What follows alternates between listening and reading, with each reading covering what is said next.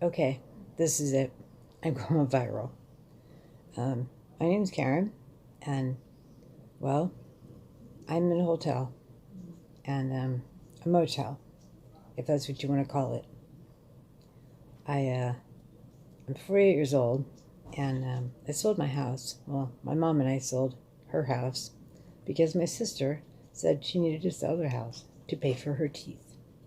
Since that time, I had to go to another hotel, and I stayed there for 6 weeks, and then another one for 4 weeks, and then another one for a week, and then finally I was able to find a place to live for 2 months.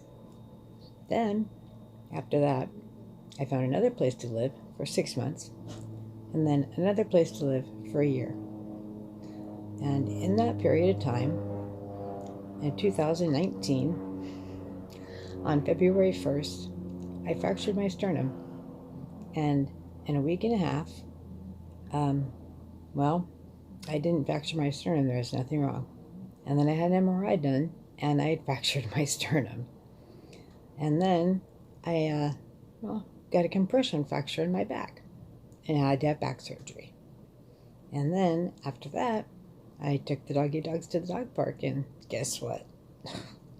Well, Midnight and his all 94 pounds saw a squirrel, and I fell down, and I managed to crawl to the car and have somebody come and take me to the emergency room, and he fractured 2 bones in my pelvis.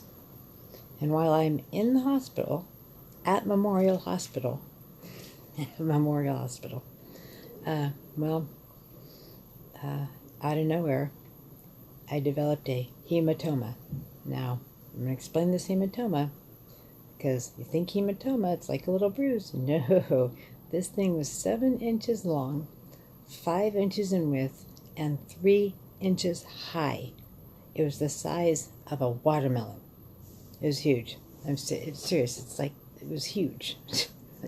On my right leg, out of nowhere, just happened. And nobody knows why.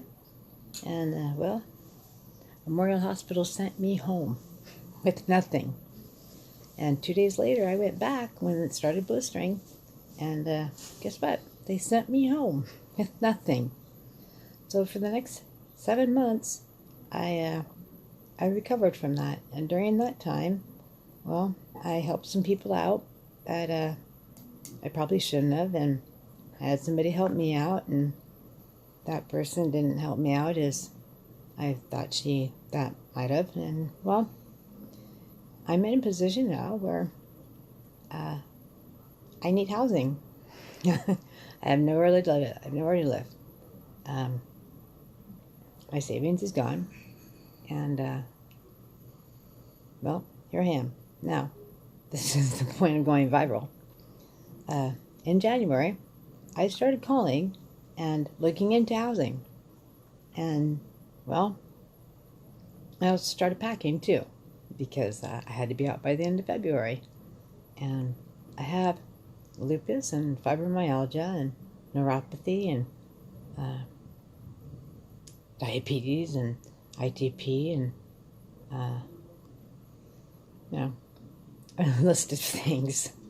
So it's not that easy for me to pack up and get out. It's time consuming, and it hurts. And I know I look great. I can't see. There's nothing wrong, right? Well, there is. Because even as I'm laying here, I can't feel my right leg. So in February, I went down to the multi-services, and they said they couldn't help me. They couldn't have anything for me. And which I thought was rather strange. And so I went to the housing authority, and they said they couldn't help me either, because I don't know, I have Social Security and DBT, so I don't qualify for any programs. And they gave me a sheet, and I called the sheet, and they only take people with Section 8, which I didn't qualify for. And I called every single place in the entire state of California, whether it be up north in Sacramento or DPSS, CDSS. I called everybody. And finally, I got a hold of somebody, and they helped me.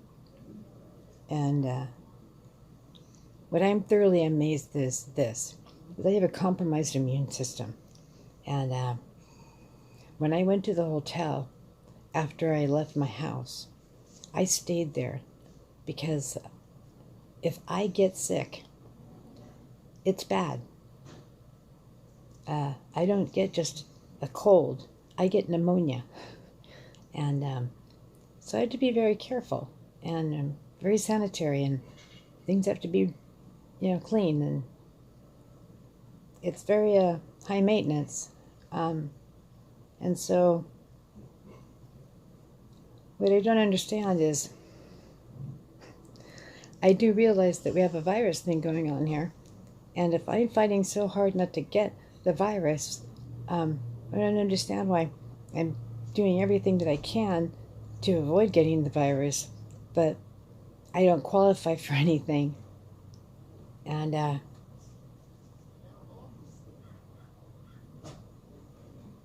because I get Social Security and EBT.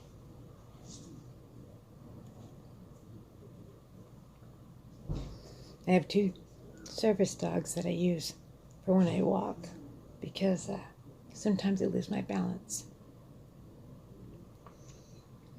The only good news that I have is I was able to stay alive and healthy enough to see my granddaughter be born, which I can't even see because nobody can see her for a month. But thank God for video chat. And it's just really, truly amazing how Memorial Hospital can just send you home. And it's amazing. And how if anybody qualifies for any programs, it would be me.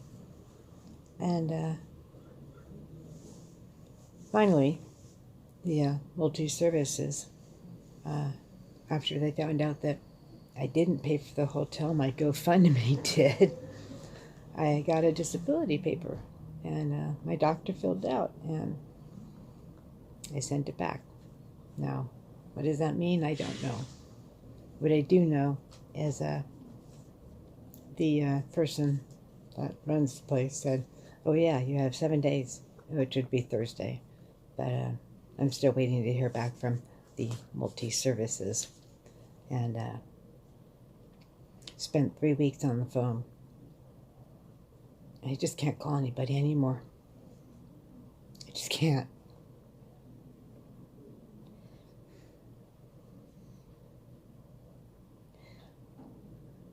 It's so difficult because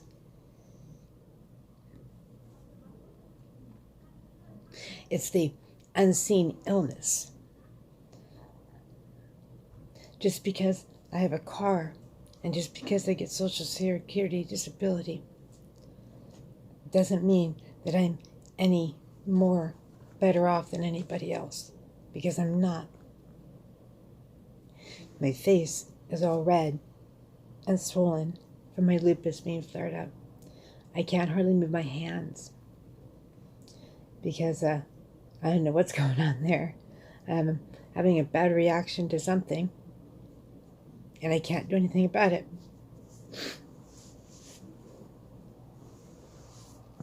I have no secure, safe spot to live. And no matter how many places I call, they can't take me because I need Section 8, and I don't qualify for Section 8. Even though every place that I've applied for keeps telling me, you don't qualify. So, I don't know what exactly it takes to qualify for something. But I'm going to tell you, I'm going to go viral soon because the incompetence of some of the people in the state and the county and the city is amazing. Because not to mention Memorial Hospital sending me home. I mean, I should. I will put up pictures of what they sent me home with, but I'd have to issue a warning because some of them are kind of graphic. But you know, I do know that no matter what, it'll be okay. It always has been. It will. But I've been blessed. I have a friend that helped me make phone calls, and I had another friend that helped me out, and that's about my only two friends. Because my other two friends had a few judgment things to say, and it's really hard because I watch all these videos and all these oh look, I'm baking during the isolation time. Well, yay! And hey, you compromised immune people, stay home. Right, stay home. Well, what if you don't have a home to stay in? So, really, seriously, it's like, okay, so then you come out with a, hey, look, you got this 60-day freaking hotel thing, and you don't qualify, or you can't even find out how to do it. So, here we are, and that's where I'm at right now. And pretty soon, I'm going to be calling Sacramento, and because I'm about over it. I really am. And I'm about to call some investigative units too while I'm at it. And I think I'm having an Oreo cookie. No, I'm not gonna have an Oreo cookie because that's a whole different subject. Because, well, here, let me show you. Oh, here, let me show you. Yeah, that's what's going on here. And the oral. My oral surgeon, well, he's not going to be back till June, I think. April, May. Yeah, he's going to do procedures till June. Oh, that's a bummer. So I'll probably have to find another oral surgeon. I don't know. But it's cool because my dogs are here and Fritz is here. And I got bitchin' pictures of my granddaughter. Can't ask for much more than that, right? Nope. I mean, it could be worse. It could be.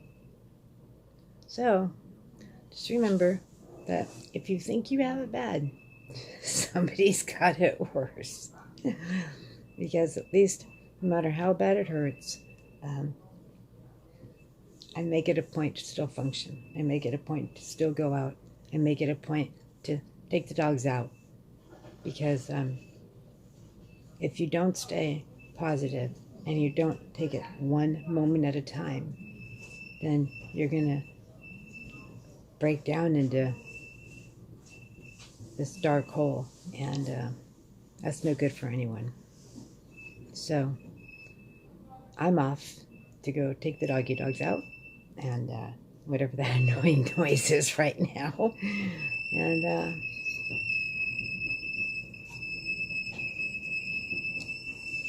okay, I guess that was maintenance guy. Yeah, you know, right? All right. Well, until later,